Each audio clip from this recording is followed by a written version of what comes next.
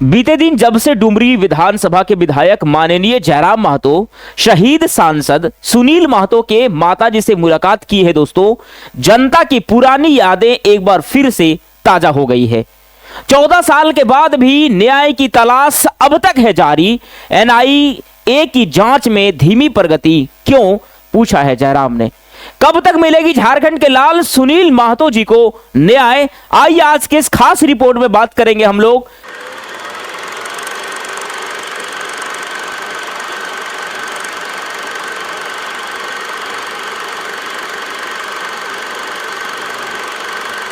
नमस्कार, जोहार, आदाब, आपका स्वागत है आपके अपने YouTube चैनल सच्ची आवाज में। झारखंड मुक्ति मोर्चा के लोकप्रिय नेता और सांसद सुनील महतो की 4 मार्च 2007 को एक फुटबॉल मैच के दौरान नक्सलियों ने सरेआम हत्या कर दिया था दोस्तों। यह घटना झारखंड की राजनीति में एक गहरी छाप छोड़ गई है और आज भी इस घटना को लेकर के इंसाफ की मांग जारी है। लेकिन 14 साल बाद भी इस मामले में न्याय आज तक अधूरा है और एनआईए की जांच में ठोस प्रगति का अब भी इंतजार है। अब भी इसका न्याय का लोगों में इंतजार रहेगा। घटना का विवरण क्या है, इसको पहले समझते हैं। तो यह घटना जमशेदपुर के बागुड़िया गांव में हुई थी, जहां सुनील महतो मुख्य अतिथि के तौर पर एक फुटबॉल टूर्नामेंट का उद्घाटन करने पहुंचे थे।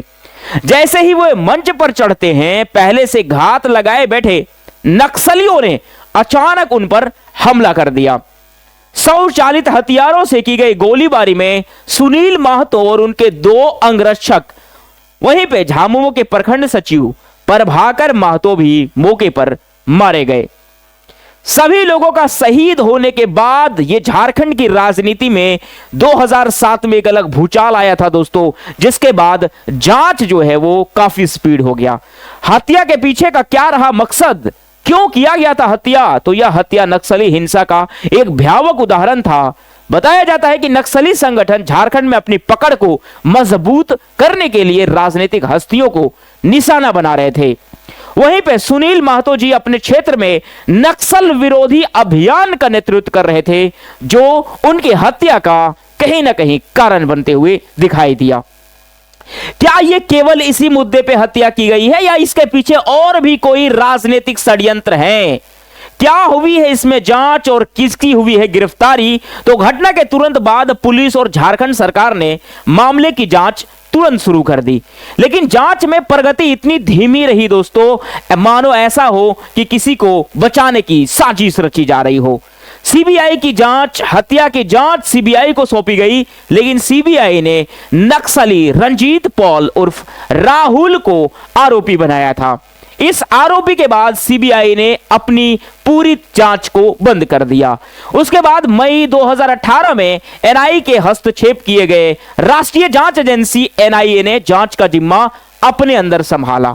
एनआईए ने मामले में शामिल कई नक्सलियों की पहचान की।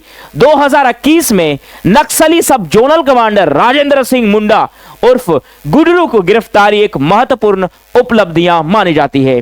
लेकिन आज भी इसके मुख्य साजिशकर्ता कौन है और अभी भी फरार है, इस बात की पुष्टि अभी तक नहीं हो पाई।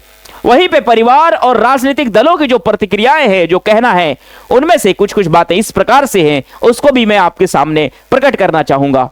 सुनील महतो के परिवार ने बार बार सरकार और जांच एजेंसियों की सुस्ती पर नाराजगी जताई है। उनकी पत्नी ने कहा कि आज 14 साल बीत गए, लेकिन हमें अभी तक न्याय नहीं मिल पाया है।